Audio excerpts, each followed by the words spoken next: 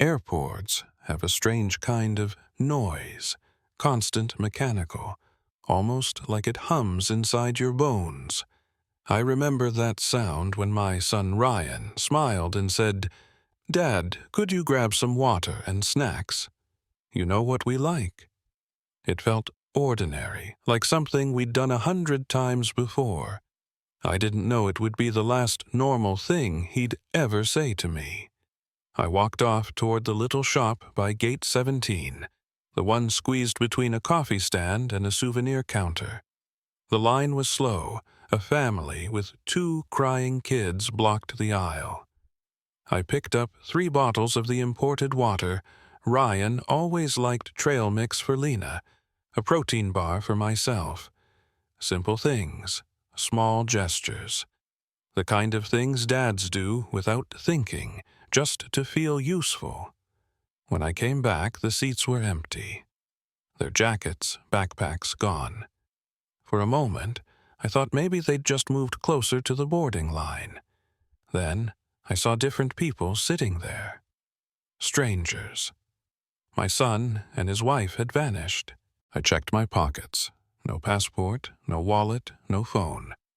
Everything I owned had disappeared, except for that $20 bill still crumpled in my palm. The same 20 he'd handed me minutes before. $20 like a tip for being disposable. I stumbled to the counter, voice shaking. The couple, sitting here. Where did they go? The airline agent typed fast eyes, flicking across her screen. Evan's party. They boarded the earlier flight to Denver. Denver. My voice cracked. Our tickets were to Seattle. She hesitated, softened. "I'm sorry, sir. They were standby upgrades. They left about 20 minutes ago."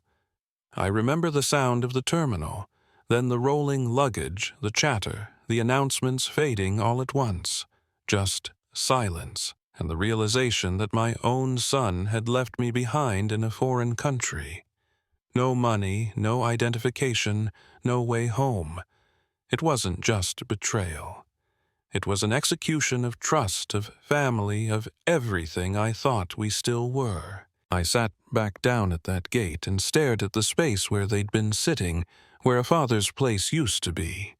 I looked at the $20 bill again.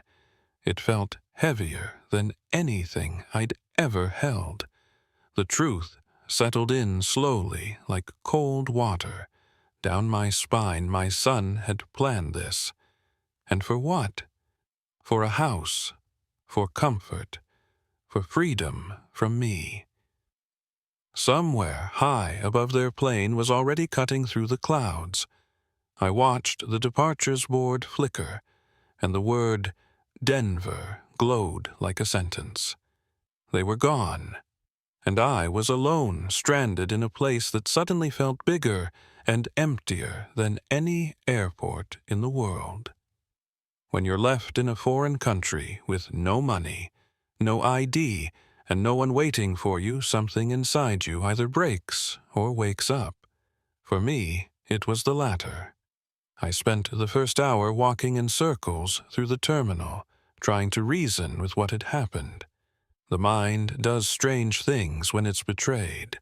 It wants to bargain, to find a mistake, to believe it's not real. But deep down, I already knew Ryan and Lena weren't coming back. This wasn't confusion. It was a plan. The young woman from airport security took pity on me. She gave me a paper form, a phone number, and directions to the U.S. consular agency downtown. "They'll help you, sir," she said with a kind of sympathy that made me feel both grateful and humiliated. It was the voice people use when talking to the abandoned. Outside, the heat hit like a wall. I walked 20 minutes through narrow streets that smelled of coffee salt and exhaust. Tourists laughed over margaritas while I clutched a plastic bag with 3 bottles of water, the same ones I'd bought for the people who left me behind. Every step felt heavier than the last, but also clearer. I wasn't done yet. The consular office was small, quiet, with an American flag hanging behind the counter. The woman inside, Patricia Henderson, looked up and said gently, "Tell me what happened, Mr. Hale." So I did. Every detail. The airport, the missing passport, my son's face when he pressed that 20 into my palm. She listened without interruption. Then she took a breath and said, "We'll issue you an emergency passport. It takes 3 business days, but we'll help with the rest right now." She opened a drawer and slid a small envelope across the desk. "Emergency Assistance Fund. You'll repay it later. Use it to get food a place to stay." Inside was $600 in crisp bills. Not much, but it felt like a lifeline. I signed the papers, thanked her, and sat for a long moment staring at the envelope. That money wasn't just currency. It was a second chance. A reminder that even when your own blood abandons you, strangers can still show compassion. That night, I found a small hostel near the coast. $15 a night. Shared room, clean sheets, the faint smell of detergent and sea breeze. A young man from Guadalajara offered me half of his sandwich. A German backpacker lent me her phone so I could try calling home. No answer. Lying in that narrow bed, I stared at the ceiling fan, spinning slow circles, and made a list in my head. It was something I used to do when I still ran my company, a simple 3-point action plan. First, regain identification. Second, secure money. Third, get home. Those 3 words became my anchor in the storm. They gave my mind structure, kept panic from taking over. People think survival is about strength. It's not. It's about clarity. When the ground disappears under you, your only way forward is to focus on the next solid step. The next morning, as sunlight spilled through the window, I looked at the half-empty envelope on the nightstand and whispered to myself, "If they think I can't come back, they're wrong." And from that moment, every decision I made, every call, every step, every breath was about proving it. The mind has a cruel way of replaying things you didn't notice when you should have. It was the 3rd night at the hostel when a memory hit me like a sharp flicker of light. Ryan had come over to my house a month before the trip. He brought lunch from the deli. I liked turkey sandwiches and those kettle chips I always kept in the pantry. He was unusually kind that day, polite almost, rehearsed. After we ate, he pulled out his laptop. He said there was a form I needed to update something about a medical directive, just in case anything ever happened to me. He scrolled through the screen fast, pointing at where to sign. I trusted him completely. I didn't ask questions. I didn't even ask for a printed copy. But now, sitting alone in a bunk bed thousands of miles away, that small scene replayed in slow motion. His tone, his urgency, the way he avoided eye contact when I signed, the thought chilled me. What if that wasn't a medical form at all? I sat up, heart pounding. Could it have been something else? Something binding. A power of attorney. A property transfer. My hands trembled just imagining the possibilities. I wanted to believe I was being paranoid, that this was all coincidence. But betrayal has a way of rearranging what you think is possible. I started making connections I didn't want to make. Ryan had been acting different even before the vacation. More attentive visiting, often asking about my bank accounts, property taxes, even maintenance records for the house.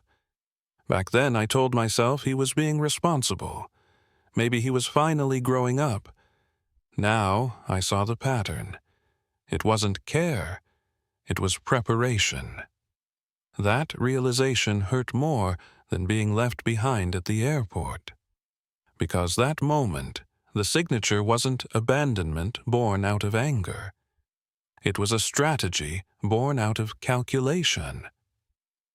I didn't sleep that night. I stared at the cracked ceiling, tracing the fan's shadow as it turned. I thought about every parent who ever trusted too much, every moment we mistake deceit for affection. The next morning, I decided to stop wondering and start confirming. If my memory was right, that document would explain everything. I needed to get home fast. As I packed the few things I owned into a borrowed backpack, one thought circled in my head like a warning bell. If that wasn't a medical form, then what exactly did I sign my name to? 3 days. That was the gap I had before Ryan and Lena would land back in Seattle. 3 days might not sound like much, but when you've been betrayed, 3 days can be everything. It's enough time to breathe, to think, to build a plan, and to take back control. I booked the earliest flight I could afford. Middle seat economy, surrounded by strangers who had no idea the man sitting between them had just been erased from his own life. As the plane took off, I looked out to the window at the receding coast and promised myself one thing: I wouldn't return as the same man who left. When I landed in Seattle, the sky was gray, drizzling as always. The air smelled like wet pine and home. I hailed a cab, sat quietly in the back seat, and watched the familiar streets pass by. The driver tried to make small talk, but I barely heard him. My mind was already working the way it used to when I ran board meetings, structured, methodical, focused. That part of me, the strategist I thought had retired, was awake again. Rule 1, document everything. Rule 2, control the narrative. Rule 3, never confront until you've secured your ground. I paid, the driver stepped out and stood on the sidewalk across from my own house. It looked the same, pale blue siding, white trim. The porch swing I built years ago, but something felt off, like it was holding its breath. I stared at the front door and realized this wasn't home anymore. It was the battlefield where the second half of my life would begin. Before doing anything reckless, I walked next door. Mr. Donovan, my neighbor of 12 years, answered with his usual puzzled smile. He was retired too, a former teacher who noticed everything. "You're back early," he said, wiping his glasses. "So it seems," I replied, keeping my tone neutral. He frowned. "Strange. I saw your son loading boxes into his car a few days ago. Thought you'd moved out together. Boxes, of course. He must have started clearing out the house already." That detail stung, but it was also confirmation. They truly thought I'd never make it home. I asked Mr. Donovan not to mention seeing me. "As far as they know," I said quietly, "I'm still in Mexico." He nodded slowly. "Understood. Sometimes the right neighbor is better than a family member." I found the spare key under the fake rock by the rhododendrons, same place I'd hidden it for 20 years. The code for the alarm system hadn't been changed. That told me everything I needed to know. Ryan didn't expect me to return. Not yet. Inside, the air was stale, the silence thick. Every step echoed in rooms that once held laughter. I checked the dining room cabinet, half empty. My wife's silver set was gone. The study shelves had gaps where my watchbox and camera once sat. Each missing piece felt like a small death. Then, on the desk, I saw a manila envelope, perfectly centered, almost as if he wanted me to find it. Inside was a stack of documents with notary seals. My name at the top, Ryan's beneath. The words "deed of gift" burned into my brain. I flipped to the last page and saw my signature mine, but not mine. I stood there for a long time, staring at the paper that proved what I had begun to fear. He hadn't just abandoned me. He'd stolen everything. But as strange as it sounds, I didn't break down. I didn't scream. I went cold instead, focused, detached, sharp. That's what survival feels like after a betrayal. It's not rage. It's precision. I took a breath and opened my notebook. The same one I used years ago to track business negotiations. At the top of a clean page, I wrote the words, Plan of Action. Underneath 3 lines. 1. Gather evidence. 2. Secure assets. 3. Seek justice. I knew it wasn't going to be easy, but it was a start. As I stood in the quiet house, I realized something my son had forgotten. He might have taken my signature, but he underestimated the one thing he couldn't steal from me, my ability to fight back. When I finally stepped through my own front door, I expected the comfort of familiarity, the creak in the floorboard near the hallway, the faint smell of cedar from the old furniture. But what greeted me instead was silence. Not peaceful silence, but the kind that feels deliberate, hollow, almost staged. The kind that tells you something has been taken. I moved slowly through each room, not wanting to see what I already feared. The living room looked stripped bare. The grandfather clock that had stood in the corner for 30 years was gone. My wife's china set, the one she'd loved and I'd promised to protect, had vanished from the cabinet. On the shelf in my study, where my vintage Leica camera used to rest there, was only a faint outline in the dust. My Omega watch box was empty, its velvet interior now just an echo of value. Every missing item told a story. Together, they formed a confession. Ryan hadn't just left me behind, he'd cleaned me out. I stopped at my desk. Everything was unnaturally neat, like someone had tried too hard to erase the chaos.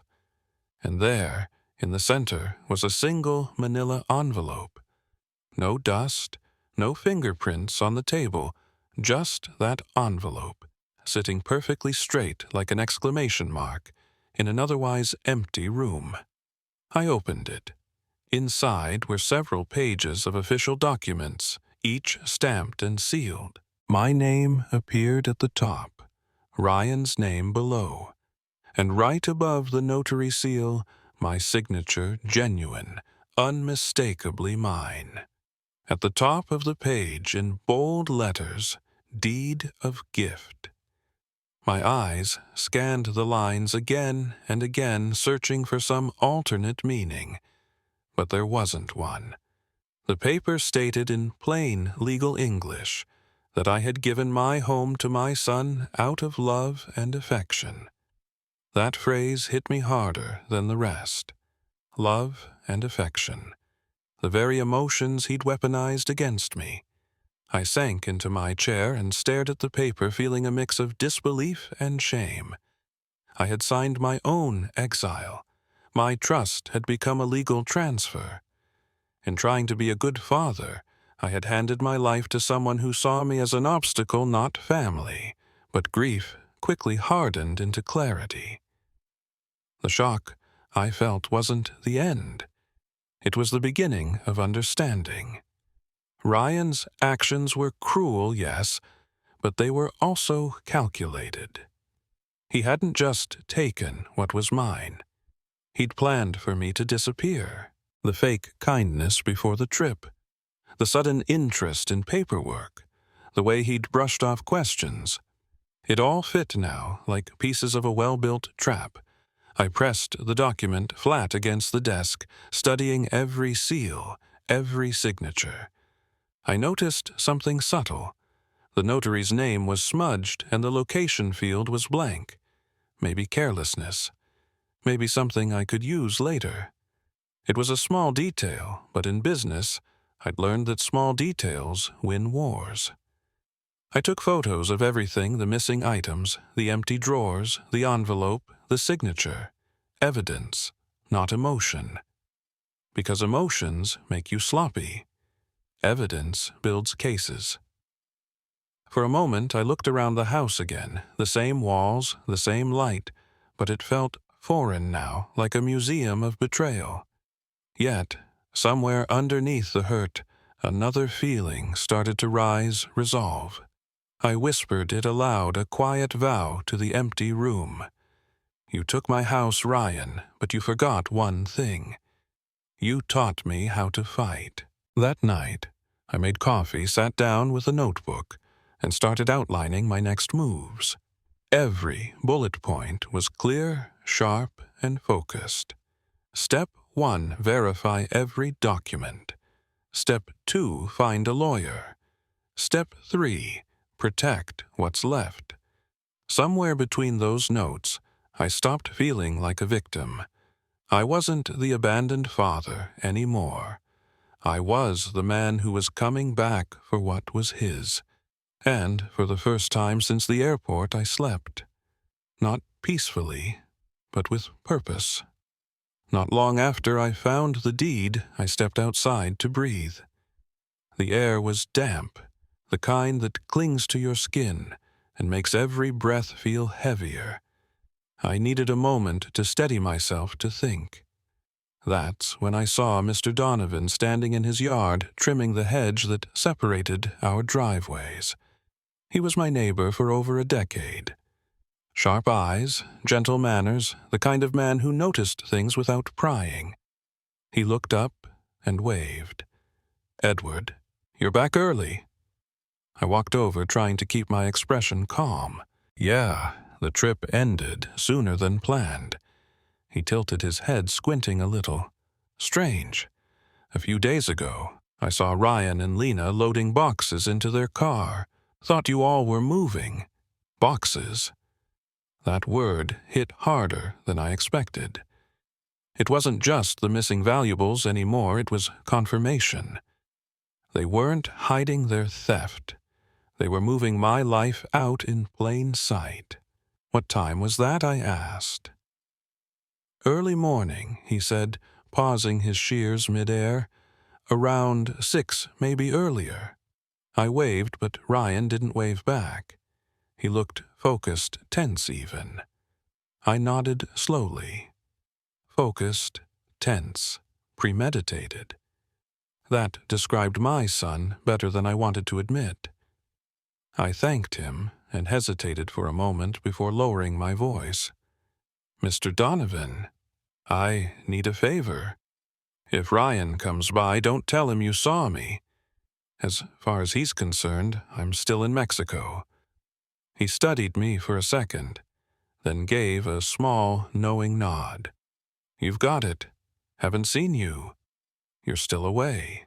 Sometimes trust doesn't come from family. It comes from people who've watched you mow your lawn for 12 years. I borrowed his phone. My hands trembled a little, but not from fear, from focus. I took photos of everything, the empty spaces where my belongings once sat, the half-packed drawers, the envelope with the deed of gift, every detail that might matter later. I photographed the missing clock corner, the dust outlines, the empty jewelry box my wife once kept her rings in. Evidence. Cold, clear, undeniable. In business, I used to teach a simple rule: document everything. Memory fades. Paper doesn't. As I handed Mr. Donovan's phone back, he looked at me carefully. "You okay?" I managed a thin smile. I was fooled once, I said quietly, but not again. This time I'm counting every move before I make it. He nodded, the kind of understanding only an old man can give another. No more questions, just silent solidarity. Walking back inside, I noticed how the house seemed to watch me now. Every creak, every shadow felt alive with what had happened here. I wasn't just living in a crime scene, I was living in the aftermath of trust gone wrong. I sat down at the table, opened my notebook, and started writing again. The anger had cooled into something sharper, something usable. Betrayal can destroy you, or it can shape you into something unbreakable. I chose the latter.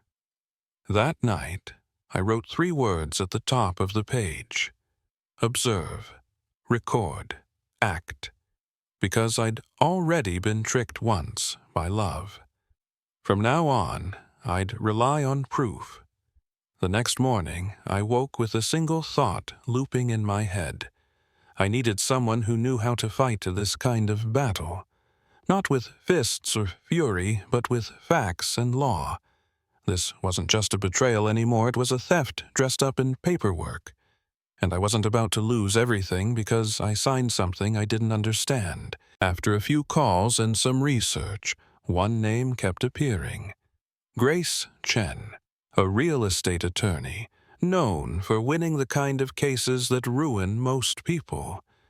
Her reviews described her as sharp patient and relentless, the kind of lawyer who could slice through a lie and make it bleed truth. Her office sat on the 20th floor of a downtown building overlooking Puget Sound. The place smelled of printer toner and quiet confidence. When I walked in, she greeted me with a steady handshake. Mid-50s, silver strands in her hair, eyes that saw more than you said. She gestured for me to sit. "Tell me what happened," she said simply.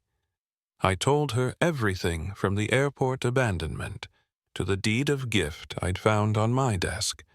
I laid the envelope on her desk like evidence in a trial. She didn't interrupt. She read every page slowly, marking notes in the margins. Then she looked up, her expression unreadable, but her voice firm. "This is a clean setup," she said. "Your son planned this. The notary stamp is real. Your signature is valid, and the wording is standard. But that doesn't make it legal. If he deceived you about what you were signing, it's fraud by misrepresentation, and that means we can fight it." Those words landed like oxygen. For the first time in days, I felt air fill my lungs again. Grace leaned back in her chair. "We'll file a motion to invalidate the deed," she continued. "It'll take time and money, but it's doable.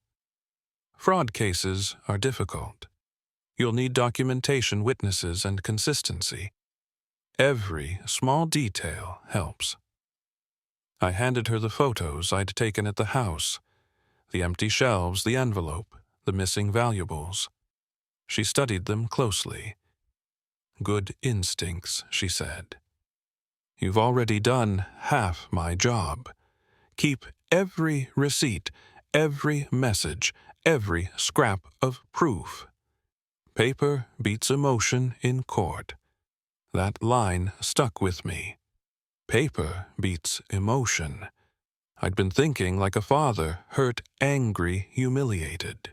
But this was a chess game, not a family argument.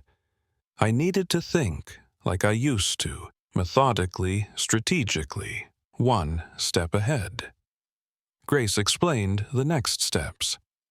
I'd need to file a police report for the stolen items and secure any witnesses who could confirm what they'd seen. People like Mr. Donovan. She'd subpoena the notary and trace the signing.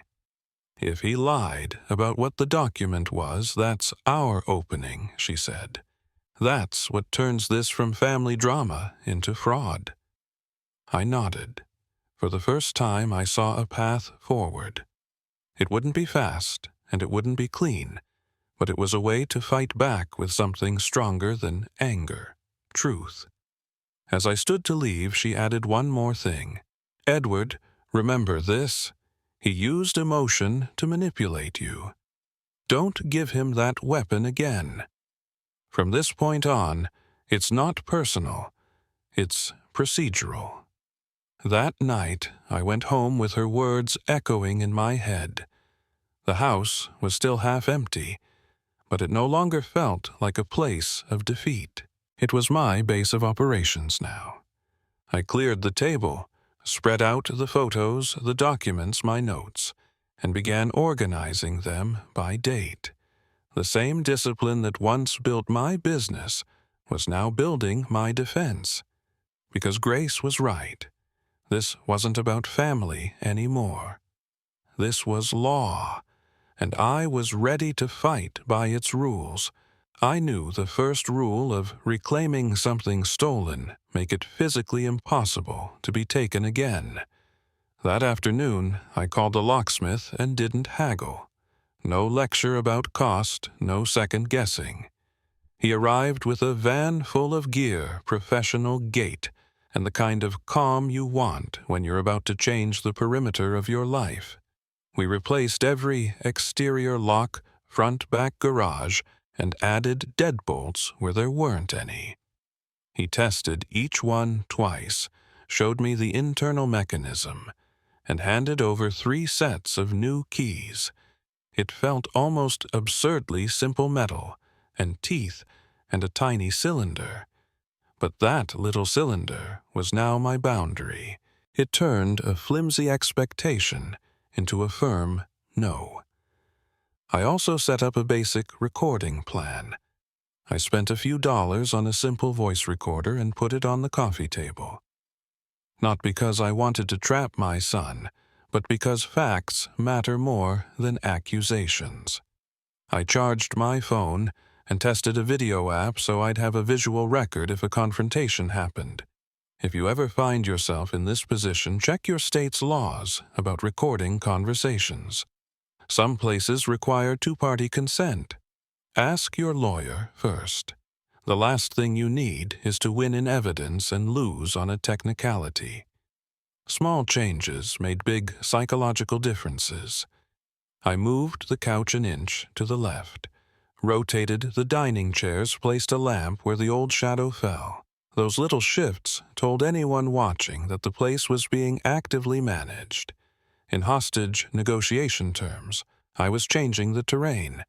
In everyday terms, it was marking the house as mine again. Then I tested the locks. I walked outside, and for a moment I stood very still listening for the sound I had dreaded most, a key scraping in the old lock.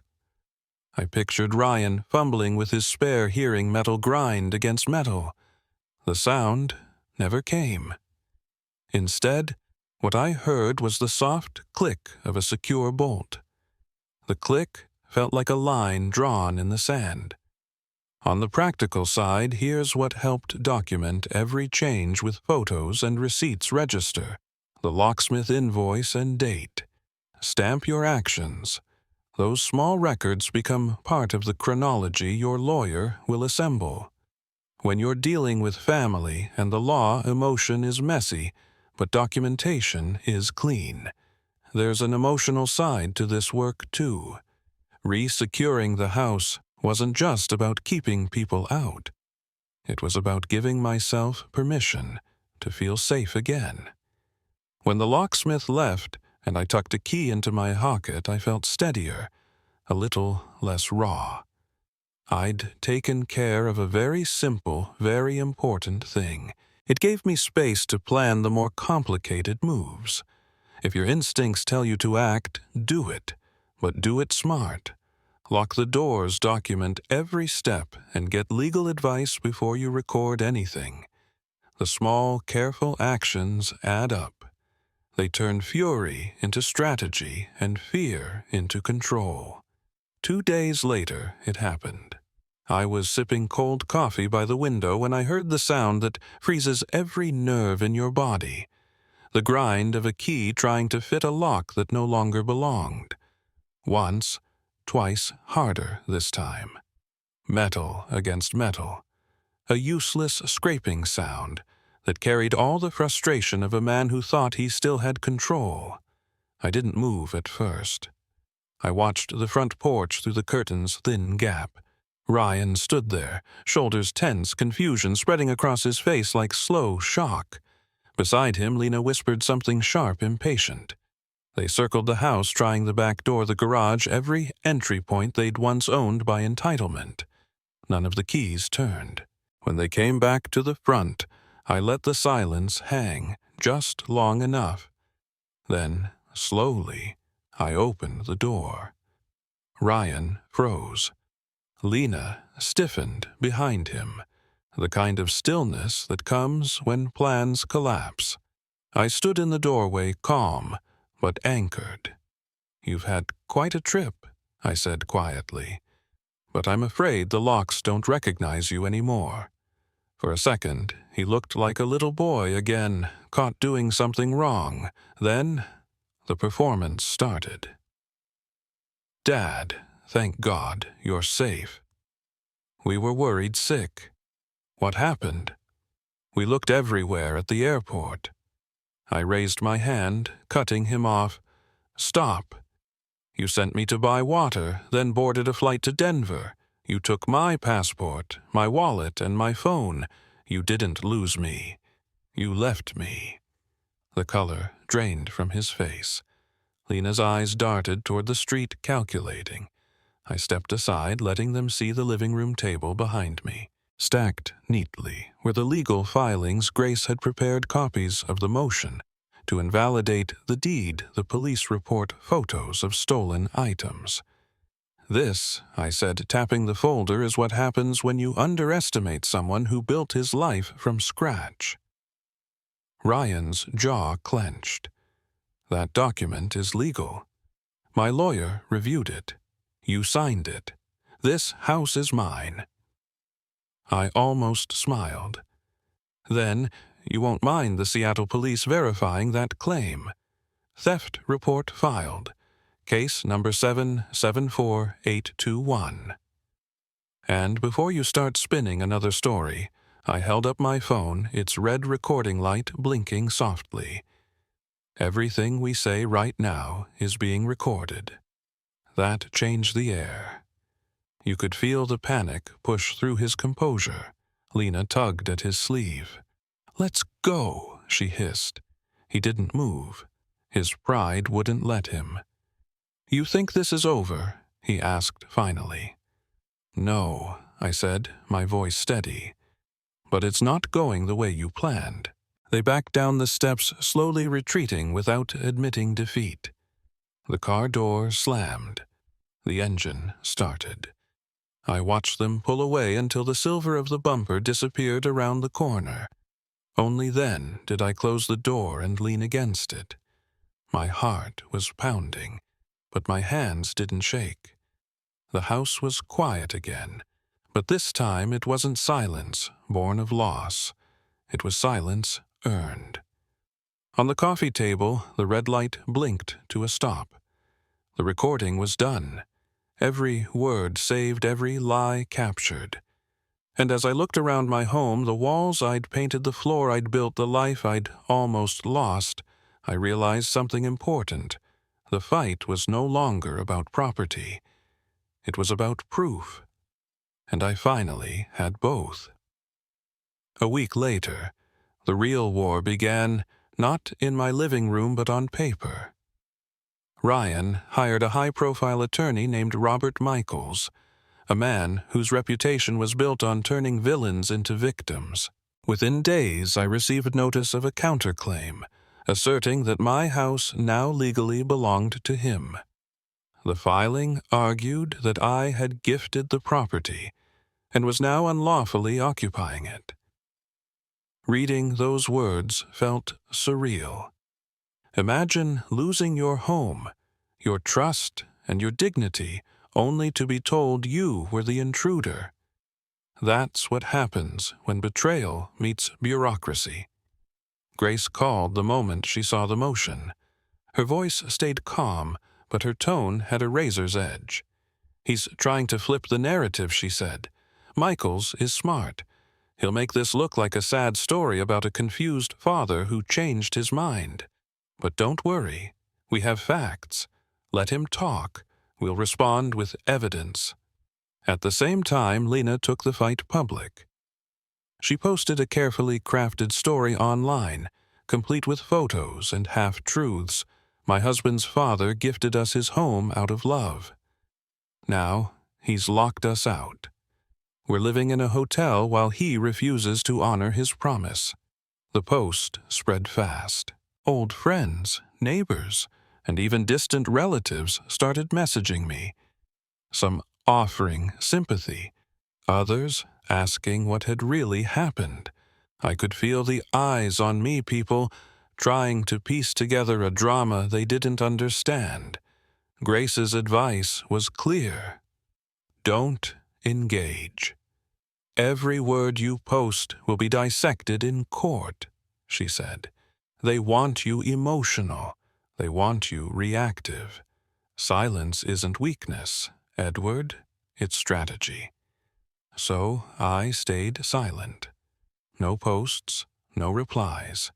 Just the stillness of someone preparing for a long game. I kept living quietly in my house, tending the garden, documenting everything. I answered only to Grace, the courts, and my conscience. But silence can be louder than noise. It unnerves people who thrive on attention. And it gave me space to think, to see clearly how far this had gone. Ryan wasn't fighting for justice. He was fighting for control. He needed people to believe his version because he couldn't live with mine. The world loves stories that sound simple.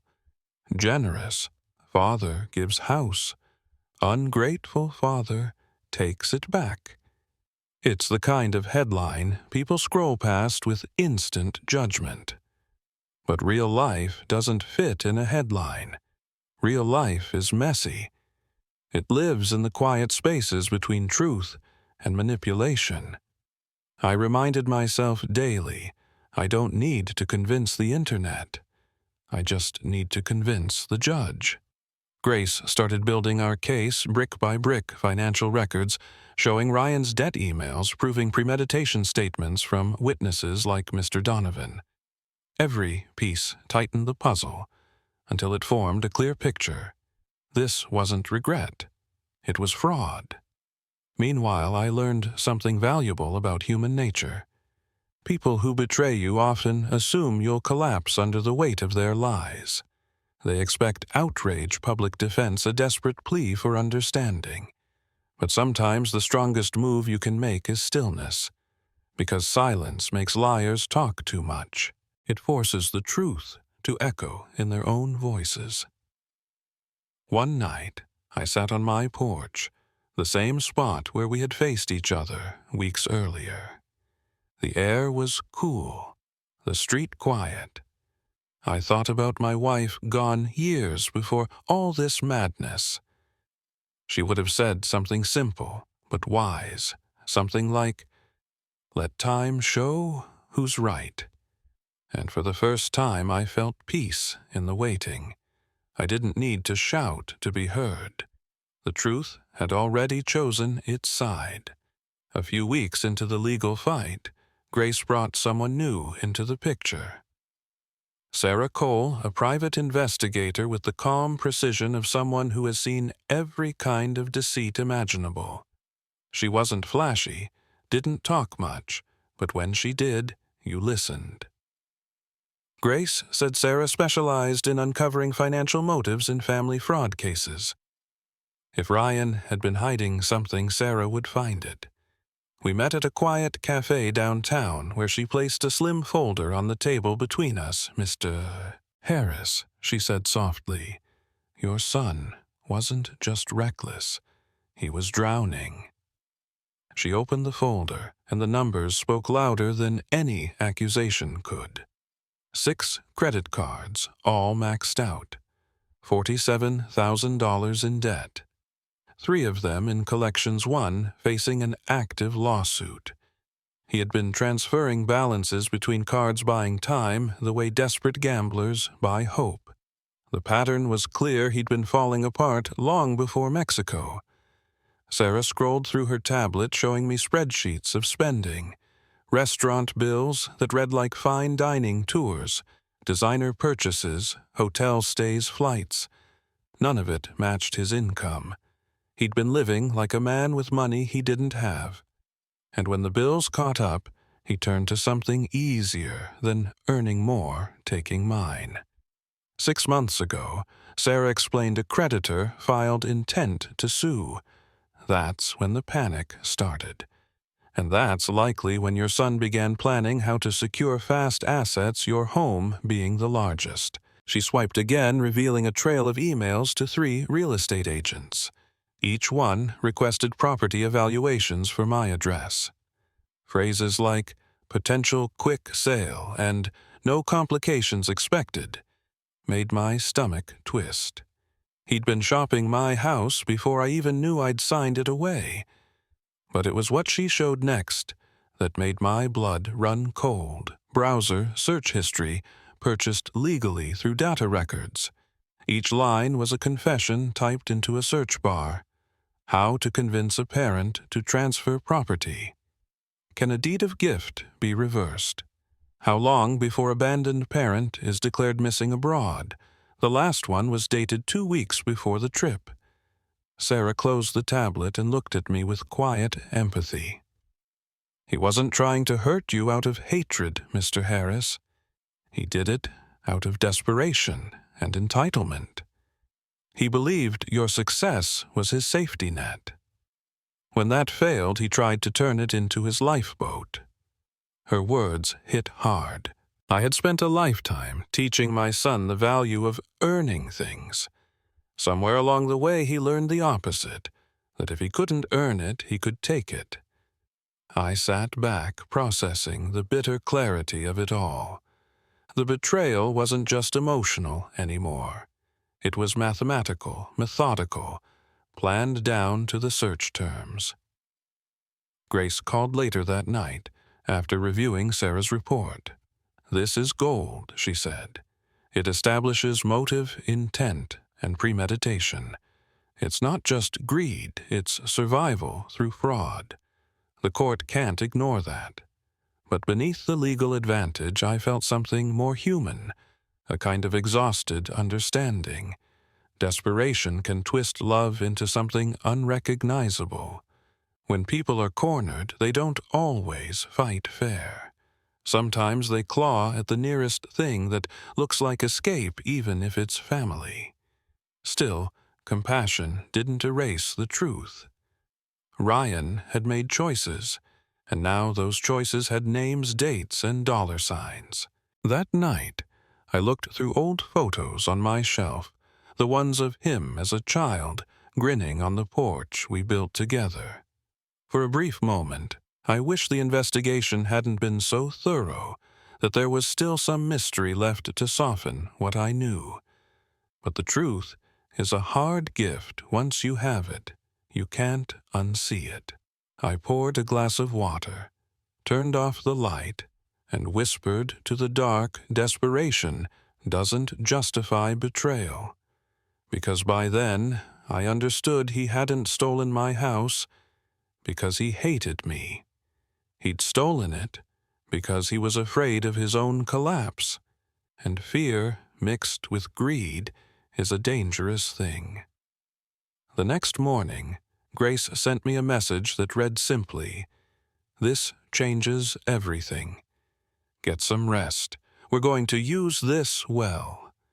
And for the first time in months, I did sleep knowing that the truth, though painful, was finally on my side. By late spring, the case reached its first hearing. The courtroom smelled faintly of paper and polish, that sterile mix of formality and tension. It wasn't my first time sitting at a long table in a suit, but it felt different now. I wasn't defending a contract or a company. I was defending my life's work, and in a strange way, my dignity. Across the aisle, Ryan sat rigid beside his attorney, Robert Michaels, a man who could charm a camera or dismantle a witness with the same smile. His voice was confident, rehearsed. "Your Honor," he began. "My client didn't steal anything. His father voluntarily transferred the house. There was love, not fraud. And now, after a personal disagreement, his father regrets it. The words were polished, but beneath the polish was poison. He was painting me as a confused old man who'd changed his mind. The quiet hum of the courtroom seemed to fade as anger prickled behind my ribs.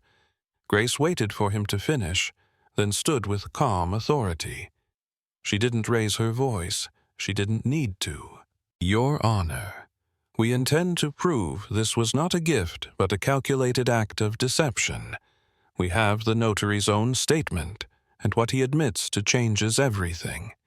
She turned toward the screen where an affidavit appeared, signed by Frank Morrison, the notary who'd officiated my so-called deed of gift. Grace walked the judge through the details step by step. The signing took place not in an office or legal setting, but at a Starbucks during a rushed meeting. Mr. Morrison admits he was paid $300 in cash, 12 times the standard fee. He also states that he was told the signer, my client, was too ill to travel. She paused just long enough for the courtroom to feel the weight of it. That was false. Mr. Harris was healthy and mobile. This alone violates state notary protocol and invalidates the notarization. The silence afterward was thick, almost heavy. You could see Michael's jaw tighten. Ryan looked down, fiddling with his tie. The judge, a middle-aged woman named Patricia Morrison, leaned forward. $300 cash. At a Starbucks, her tone was calm but cutting. That's highly irregular. She scribbled notes, her pen moving fast. Then she turned to Grace. Proceed. Grace nodded, keeping her focus sharp. Your Honor, this wasn't a misunderstanding. It was premeditated fraud. The notary was misled. My client was deceived about the nature of the document. Every step was designed to appear legitimate while concealing the truth. When she finished, you could feel the shift in the room. The polished story of a kind father gifting his home was starting to crack. But the defense wasn't done. Michael stood again, trying to regain control. Your Honor, even if protocol was unorthodox, it doesn't prove fraud. The signature is genuine. The deed is valid. My client shouldn't lose his home over paperwork errors. Grace's reply was cool and deliberate.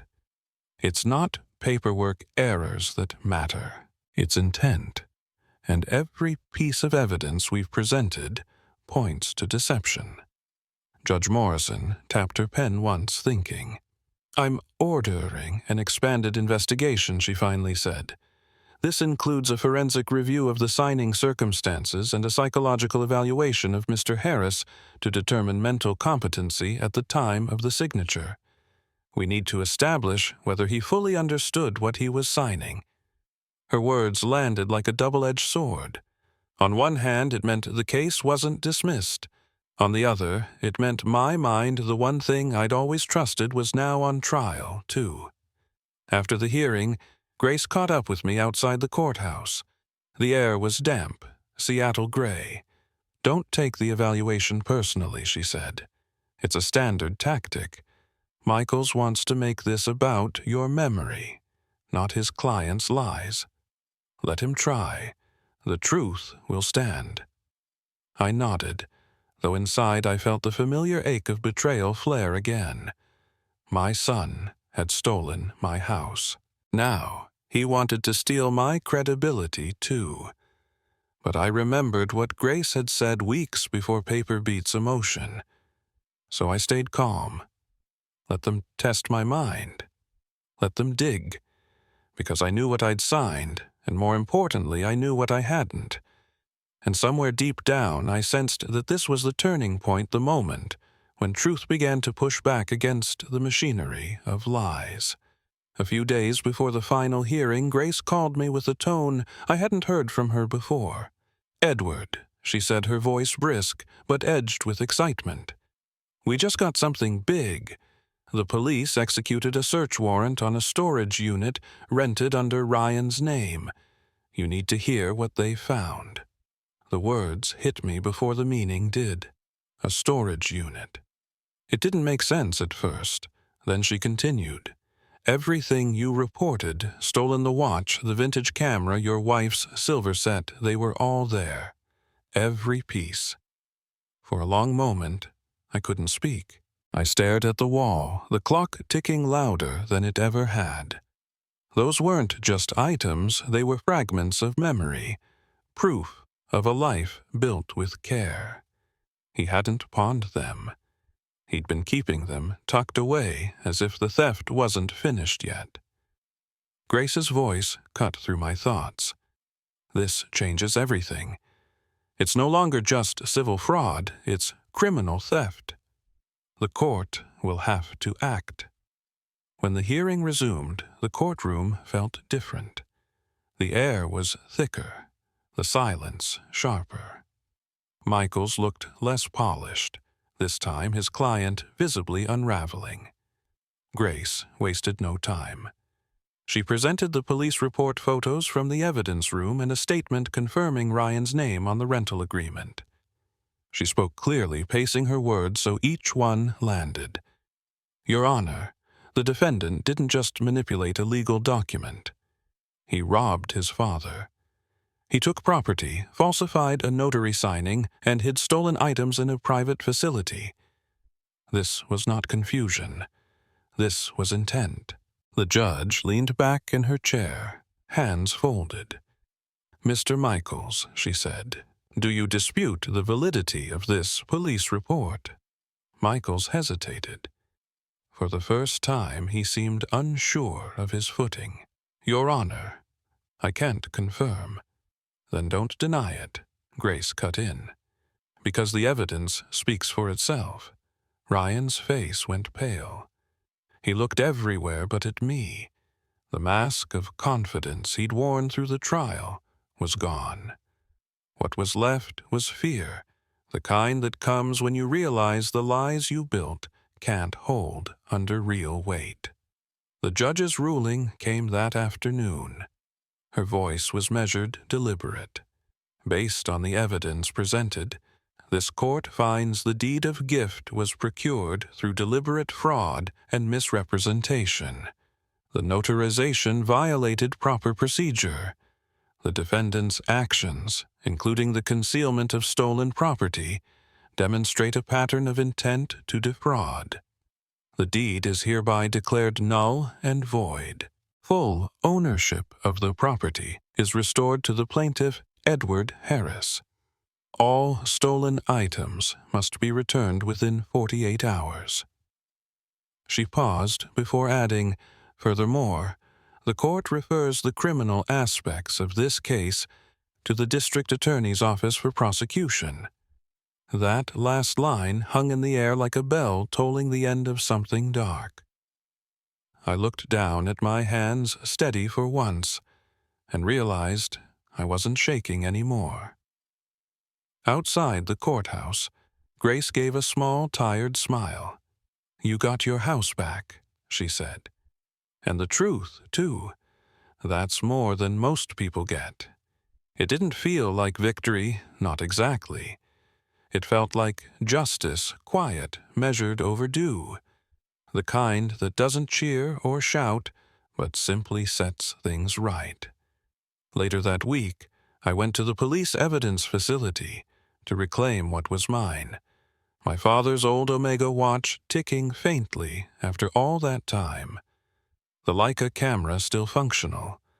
My wife's silver set tarnished but whole. Each piece returned felt like a small piece of myself being restored.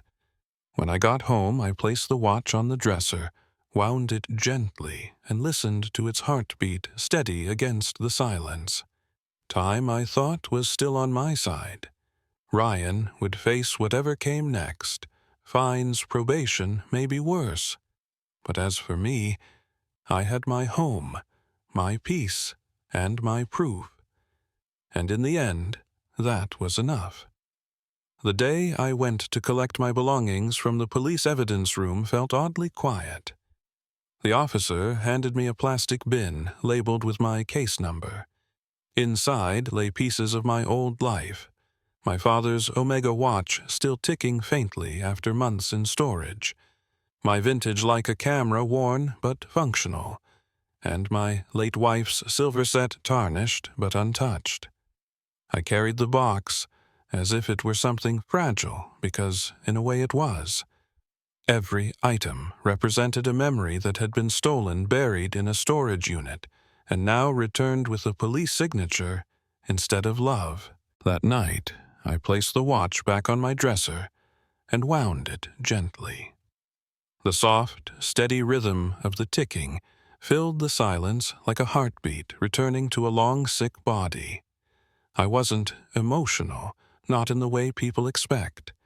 There was no triumph, no celebration, just the kind of relief that comes when something broken has finally stopped bleeding.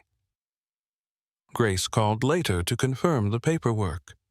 The ruling's official, she said. The deed's void ownership fully restored. The court also issued a criminal referral. Ryan will face charges but likely get probation.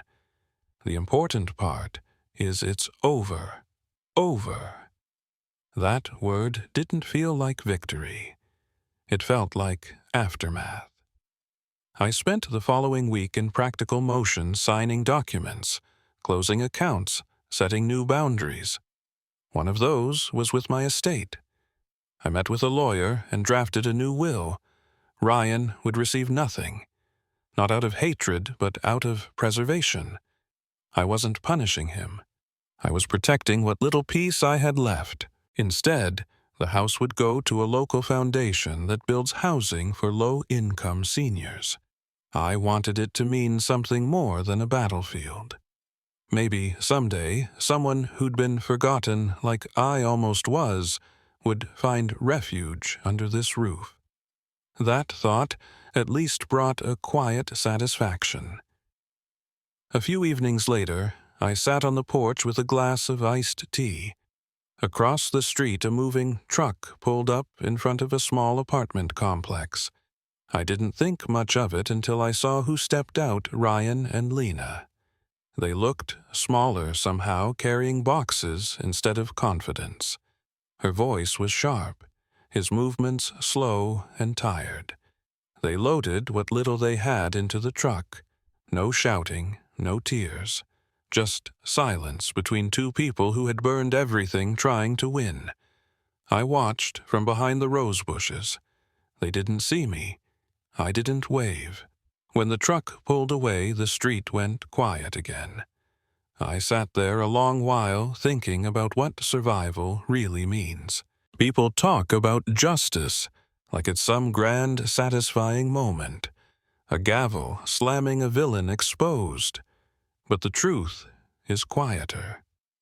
Justice doesn't always bring joy. Sometimes it only brings closure. I looked around at the house. The pale blue walls, the porch I rebuilt, the garden that needed tending. Every inch of it was mine again, but it felt different. Maybe because I'd learned the hardest lesson of all: you can win the fight and still lose something deeper.